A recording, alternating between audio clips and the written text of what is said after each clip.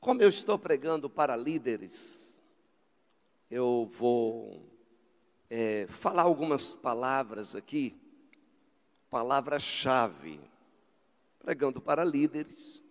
Eu passei uma mensagem agora para a nossa secretária lá, estava sentado ali, e passei uma mensagem para o nosso departamento de comunicação. E pedi para a secretária me informar no sistema quantas horas de oração ou de orações o Pernambuco vem continuamente sem parar, incluindo, já que eu estou aqui também, e pelo fato da a pastora Edna ser nossa irmã, e esse estado não deixa de ser um estado parceiro nas orações e nas bênçãos, e por ser da igreja do Evangelho Quadrangular, e por ser 70 anos, e por faltar 3 dias para o dia 18 de outubro, onde o dia do médico, onde o médico dos médicos. Que dia é hoje maravilhoso. Então eu disse, me informe quantas horas a igreja está orando sem parar. E ela me passou aqui, 63.528 horas, até agora. Agora, eu disse, quanto tempo? Ela disse, 7 anos, 6 meses e 3 dias. A igreja não fecha há 7 anos, 6 meses e 3 dias. Orando dia e noite, dia e noite, dia e noite, dia e noite. A gente está no avião, tem alguém orando. Então, dorme na igreja, dorme não, todas as noites, 5, 6, 7, 8 pessoas, dorme na igreja, para orar intercaladamente a noite toda, e durante o dia também. São 2 salas de orações, e às vezes tem uma pessoa orando na primeira, e chega alguém voluntário fora da escala, ora na segunda. No período da pandemia, nós fizemos alguns grupos de orações online, que também era controlado, e assim que terminou, voltou para a oração presencial e continuam os grupos online. Então, se fosse somar por pessoas orando, a gente teria muito mais. Mas o propósito de oração, que é 100.000 horas, que vai concluir no dia 16 de dezembro de 2025, às 16 horas, vai concluir. São 100.000 horas de oração.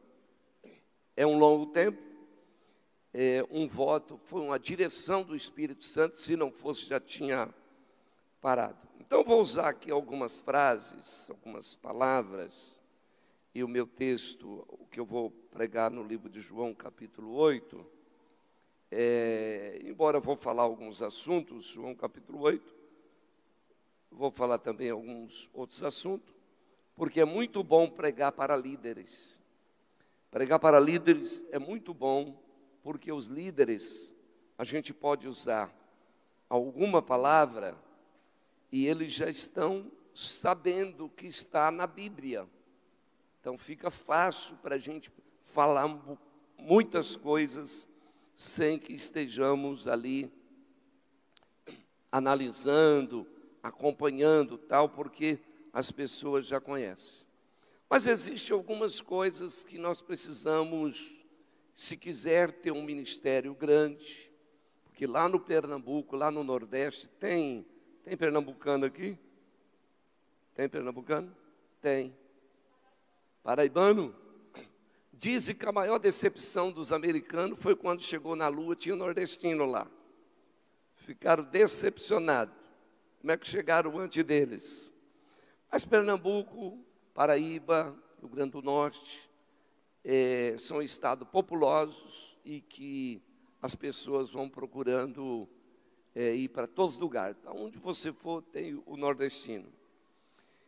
E para pregar o Evangelho, nesses 28 anos que estamos lá, e não fomos para o Pernambuco para ser presidente do Estado, para pregar na igreja sede.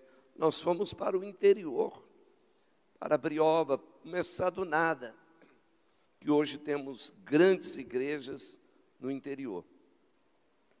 Mas Deus já sabia, porque às vezes Deus, para te levar para um lugar, Ele precisa te levar para um outro. E nós temos que aprender a confiar nele. Talvez Deus está te levando para um lugar e você está reclamando, é daquele ponto que você vai para o ponto, para outro lugar. Deus trabalha com planejamento, Deus sabe todas as coisas. Mas uma coisa importante é que nós precisamos melhorar o nosso nível. Quem quiser ter um ministério maior, precisa melhorar o nível pessoal. O nível, orar mais, buscar mais, trabalhar mais, melhorar o nível. Diga assim, preciso melhorar o nível. É só uma frase que eu disse, aumentar o nível. Aumenta o nível. Tem pessoas que quando no começou ele era melhor, era mais fiel, era dizimista fiel, orava mais, pregava mais, andava mais. Agora ele não faz mais isso. Em vez de aumentar o nível, ele abaixou o nível. Então tem que aumentar o nível cada vez mais, cada vez mais. Pergunta, até quando, pastor? Até Jesus voltar. Aumentar o nível. Pode dizer para a pessoa que está do seu lado, aumenta o nível. Você pode achar estranho o que eu estou falando. Eu conheço pessoas que era fiel, que obedecia, que evangelizava, que fazia tudo. Agora está crente velho, não faz mais isso. Então, em vez de melhorar o nível, ele baixou o nível. Ele era melhor no começo do que agora. Você talvez conheça alguém assim. Quem quer ser abençoado e crescer diante de Deus? Todo mundo quer. Não quer? Então, aumenta o nível. Só estou falando isso, estou dizendo para a liderança. Melhora o nível. E outra coisa, criar um cenário. Criar um cenário no seu espírito. Um cenário para que Deus opere. O que diz a Bíblia? Bem-aventurado é o varão que medita na lei do Senhor de dia e de noite. De dia e de noite. Pois será como árvore plantada junto ao ribeiro de água, cuja folha não cai, tudo quanto fizer prosperará. Tudo quanto fizer. Então, o que é meditar na lei do Senhor? É um cenário. É um cenário. O cenário na mente é criar um ambiente onde Deus vai operar. Se você estiver pensando negativo, desacreditando, então você não está criando um cenário na sua vida, no seu espírito, daquilo que você quer da parte de Deus. Quem é pastor deve pensar numa igreja grande, criar um cenário. O que é meditar na palavra de Deus? Meditar é pensar. É pensar nas promessas, é pensar nos frutos, é pensar no que Deus disse. Meditar na palavra de Deus de dia e de noite. De dia e de noite. Então, alguém precisa melhorar o nível. Ah, mas eu estou bem. Como é que está, irmão? Estou bem. Você está competindo com o pequeno, talvez. Quer entender o que eu estou falando? Talvez está bem porque está competindo com o pequeno. E o capeta é nervoso. O diabo é nervoso. Ele veio para roubar, matar e destruir. Ponto 1, aumenta o nível. Ponto 2, medita na palavra de Deus de dia e de noite. De dia e de noite. Outra coisa, eu estou ensinando 3 ou 4 palavras que é chave. O reino de Deus é através de chave. Semente-chave. Semente-chave. É o segredo. Porque quem faz é Deus. Nós usamos semente ou chave. E a chave é pequena. E pode abrir uma grande porta. Por exemplo, revestir vós de toda a armadura de Deus. Coloca o capacete da salvação. Calça os pés na preparação do evangelho. Põe a couraça da justiça, pega a espada do Espírito Santo. Fazendo tudo isso, vem a palavra-chave. Qual? fica firme. Vira para o seu irmão e diga assim: fica firme, fica firme, fica firme, fica firme. Então a palavra-chave é fica firme. Você faz tudo isso, fica firme. Fica firme. Se tiver que morrer, morra. Mas fica firme. Não existe resultado grande para pessoas que lutam só com pequeno. Nós temos um adversário grande. Se não pode competir com aquele que está andando a pé, como vão competir com aquele que está a cavalo? Eu vi isso escrito não sei aonde. Não sei se foi na Veja ou no Repórter. Mas você deve ter visto em algum lugar. Quem já viu essa frase? Aonde? Ah, na Bíblia. É na Bíblia. É na Bíblia. Fica firme. Então estou dizendo aqui, medita na lei do Senhor. Eu disse, o outro texto, aumenta o nível e fica firme.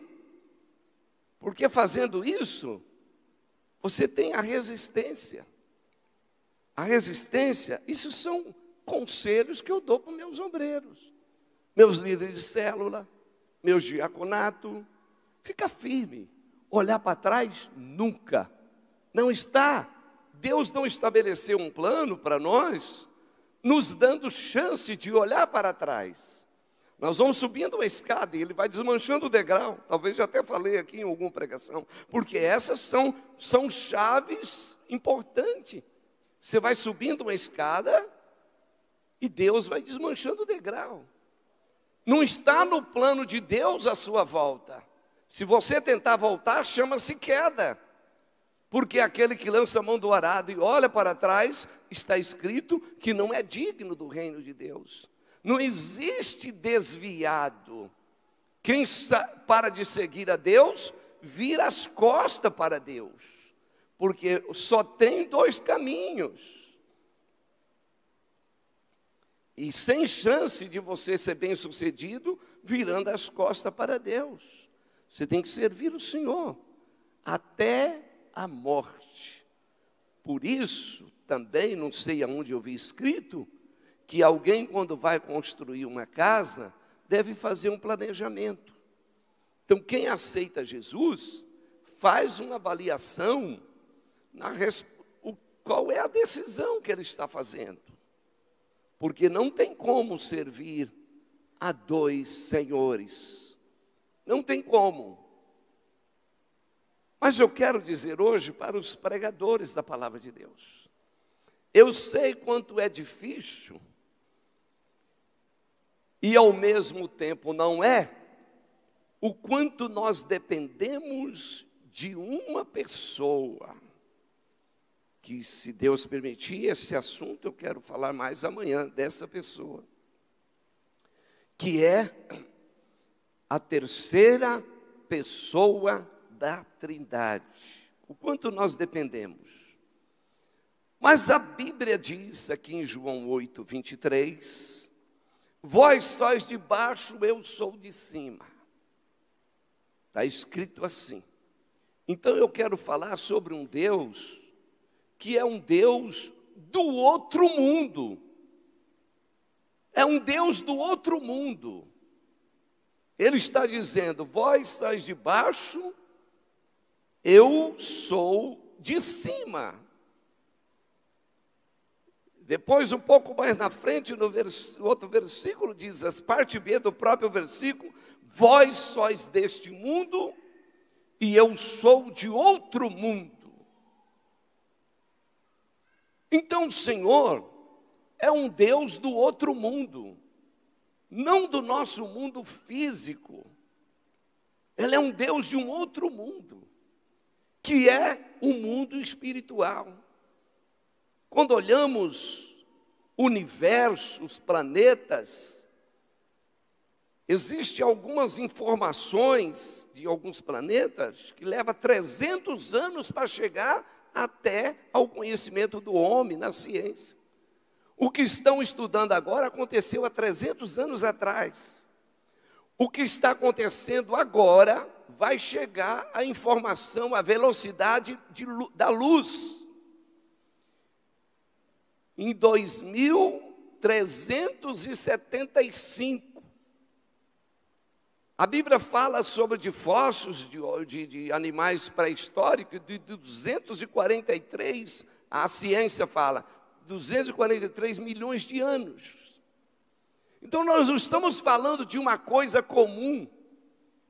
Nós estamos falando de algo que o homem não descobriu ainda, que se mede a 300 anos-luz ou mais, a velocidade da luz, que é muitos 1000 quilômetros por segundo, leva 300 anos. Então veja nesse grande universo, nessa construção que a ciência não descobre, nem tem como explicar, existe um lugar que é a casa de Deus, um lugar chamado céu, ou a Nova Jerusalém. E a criação é simplesmente de impressionar. Então, diante de toda esta criação, desse universo que a ciência, tem gente aqui que sabe o que eu estou falando, sabe muito mais do que eu. Por que há um interesse em você e em mim? Porque o sol não adora, a lua não adora, as estrelas não adoram, os planetas não adoram. Tem algo em nós que é a semelhança de Deus. Uma vida vale mais do que tudo isso, segundo a Bíblia. Então nós pregamos um evangelho do outro mundo. Nós chegamos nas pessoas e pregamos um evangelho do outro mundo. Mais um pouquinho na frente, em João 17, versículo 16, aí a Bíblia diz, vocês não são deste mundo, nós também deixamos de ser do mundo. Quando nós recebemos esse evangelho, nós deixamos de pertencer a este mundo. E um pouco mais na frente, João 18, 33, diz assim, o meu reino não é deste mundo. Então eu citaria aqui inúmeras passagens que falam Deus não é deste mundo. E nós aceitamos esse plano de Deus na nossa vida por meio de Cristo e deixamos de pertencer a esse mundo. E o Senhor até ensina que nós devemos pedir o reino, que o reino dele venha a nós. Venha a nós o teu reino. E mais na frente a Bíblia diz que nós somos apenas um embaixador. Então está muito claro que o novo nascimento é um processo para deixar de pertencer a este mundo. Introduzir um novo reino no coração das pessoas e elas saírem do mundo, vivendo no mundo, mas pertencendo a um novo mundo, porque o novo mundo é o eterno. Nós não somos daqui. Nós não pertencemos a este mundo. E aí então começamos a pregar um evangelho do outro mundo. E é isso que Deus quer, que é apenas religioso. Mas quando a Bíblia diz que é necessário nascer de novo, ser uma nova criatura, se não nascer de novo, de maneira nenhuma poderá ver o reino dos céus. Ah, mas eu não consigo nem melhorar aquela pessoa, quanto mais fazer ela entender que ela tem que pertencer a um outro mundo. Aí que está a questão. Porque quando for para ela melhorar, você não tem a ajuda do Espírito Santo. Porque o Espírito Santo veio para revelar o segredo do outro mundo. Jesus falou, tem muitas coisas que eu quero falar para vocês hoje.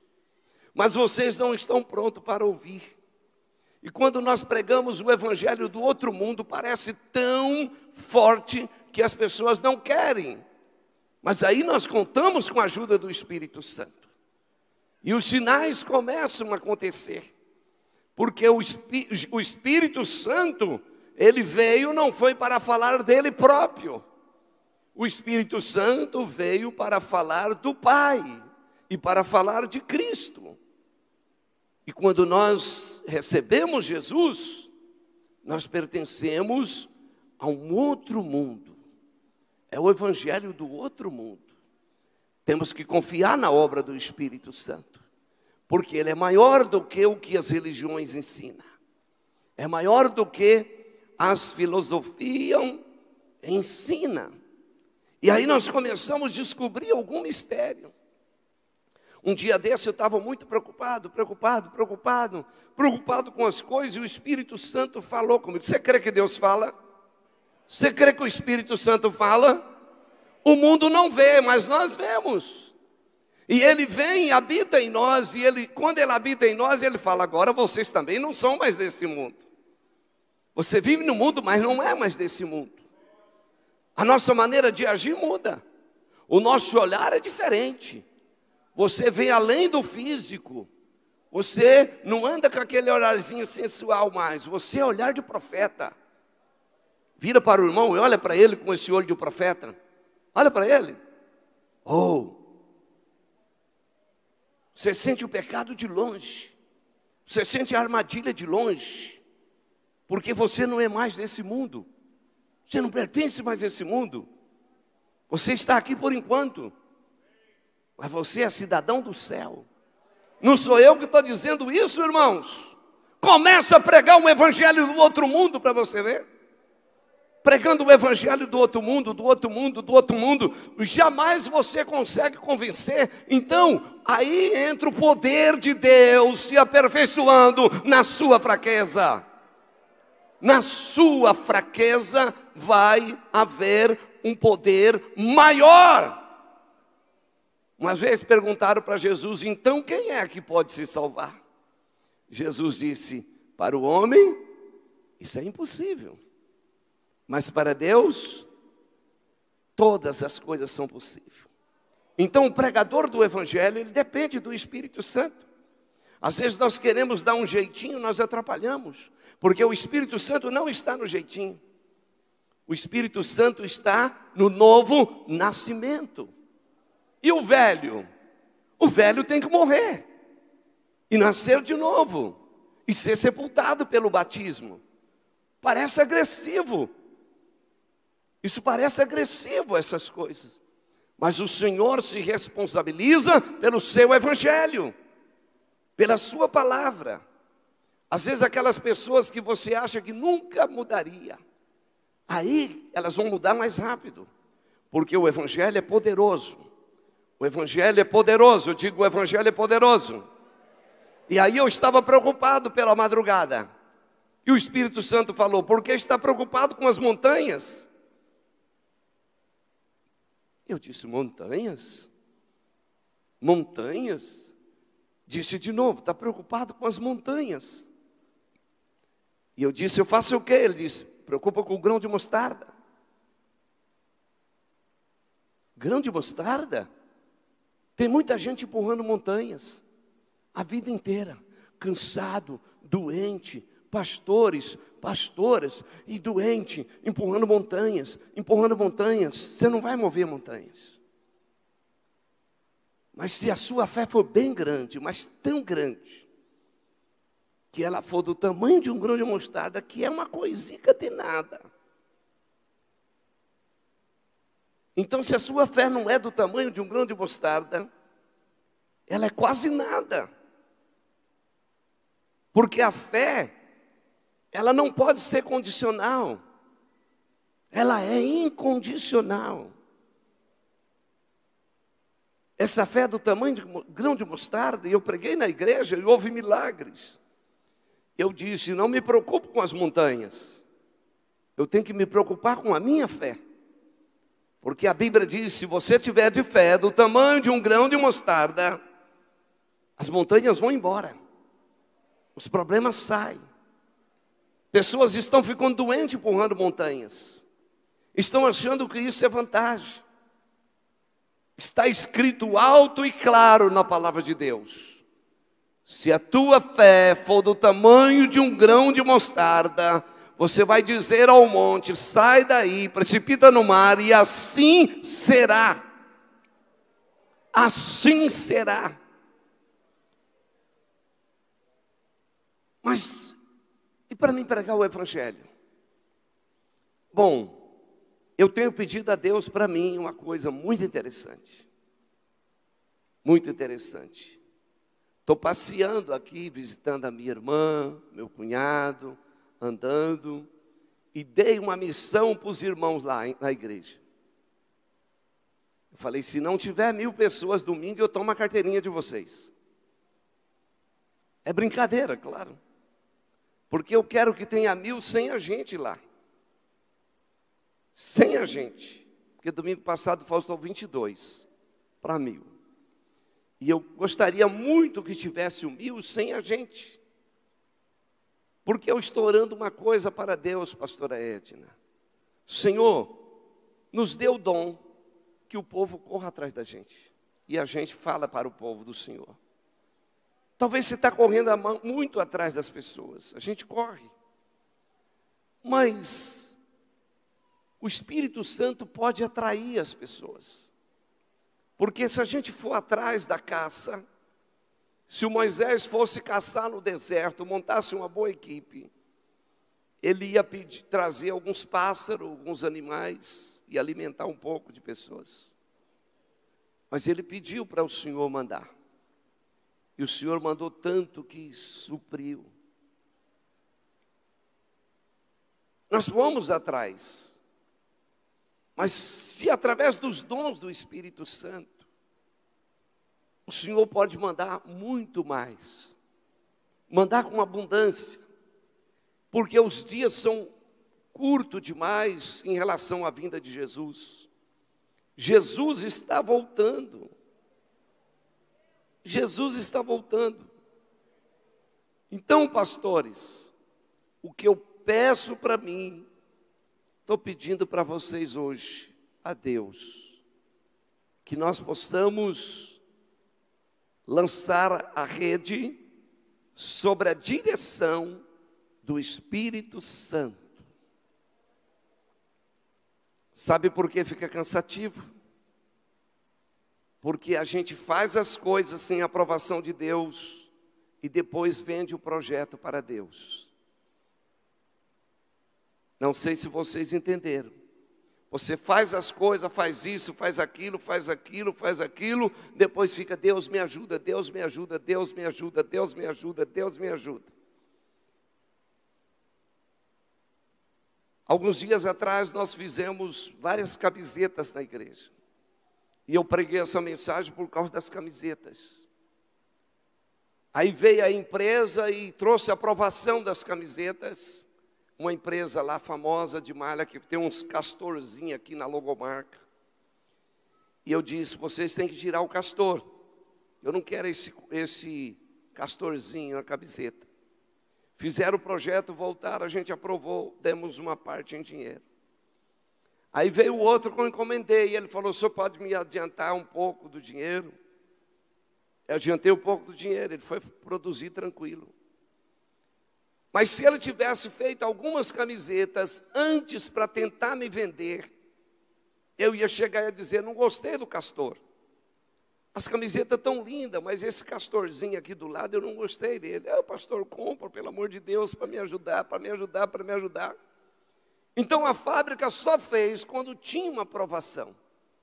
Muitas vezes nós vamos fazendo, endividando e fazendo e dizendo: Deus me ajuda. Mas quando o Senhor fala: eu quero que faça isso, Ele supre. Porque do jeito que eu aprovei o projeto e dei uma parcela adiantada, aí Ele fez tranquilo. É claro que muitas vezes nós fazemos as coisas porque já entendemos que é o que Deus quer. E outras coisas são feitas pelo eu. E aí os pastores ficam sofrendo. Talvez não seja o caso de Roraima, que é um estado muito abençoado. Mas eu oriento os pastores: confirma. Porque a nuvem para, você anda. A nuvem anda, você para. Então tem que estar em harmonia com a direção do Espírito Santo. Deus é vivo. Deus é vivo. Deus fala. Deus dirige. O Espírito Santo, Ele veio para nos conduzir. Ele nos dá a palavra, Ele nos ensina. Ensinar-te-ei e guiar-te-ei. Então o Senhor é um Deus vivo. Aprenda a entender a hora que a nuvem para e a hora que ela se move. Porque o Senhor está nos conduzindo aqui neste mundo, mas nós pertencemos a um outro mundo. Aleluia. Aleluia. E no poderoso nome de Jesus, eu quero pedir ao Senhor, mais uma vez aqui agradecendo pelo convite, por estar aqui compartilhando essas ideias com esta liderança. Outro segredo importante no ministério: vocês podem fazer uma obra maior do que o da pastora Edna, mas não serão maior do que ela. A pastora Edna pode fazer uma obra maior do que a do pastor Mário, mas não será maior do que o pastor Mário. Aliás, você pode fazer uma obra maior do que a de Jesus. Sabia que está na Bíblia isso? Você pode fazer uma obra maior do que a de Jesus, mas nunca será maior do que Jesus. Sabe o que ele disse? Vocês farão as obras que eu fiz e farão maiores ainda. Mas ele é Jesus. A pastora Edna é a supervisora. O pastor Mário é o presidente. Obreiro, o seu pastor é o seu pastor. Você pode fazer uma obra maior do que ele, mas ele é o teu pastor. Diácono, você pode pregar melhor do que o seu pastor, mas ele é o teu pastor. Você pode fazer uma obra maior do que ele, mas não será maior do que ele. Está compreendendo os segredos? São pequenos detalhes. E o líder também respeita isso, sabe, princípios de autoridade. Isso significa aumentar o nível. Pastor Joaquim Catagalli, primeiro secretário do conselho por vários mandatos, a pastora Edna sabe. Ele estuda um curso lá de Israel, e ele já prega na nossa convenção há alguns anos, e às vezes vem fazendo teste, e nós descemos para o culto, e eu cedo a minha cadeira para ele sentar, e ele disse, não sentarei. E eu disse, como não? Estou autorizando. Ele falou, não sentarei. Pastor, senta aqui, pastor. Ele falou, não sento. Eu disse, mas por quê? Ele falou, a coisa espiritual que você não entende. Eu não sento na sua cadeira. Você é o presidente do Estado. Mas tem pessoas, se bobear, eles sentem da roda. Se não entender as coisas. Então são chave. O crescimento da obra é chave. É tempo de ter igrejas grandes. Igreja grande. De quem é pastor titular aqui? Quem é o superintendente? Está aqui. Igreja, sua igreja será uma igreja grande. Aleluia. Oh, meu irmão, pega essa palavra, a sua igreja será uma igreja grande. A sua igreja será uma igreja grande.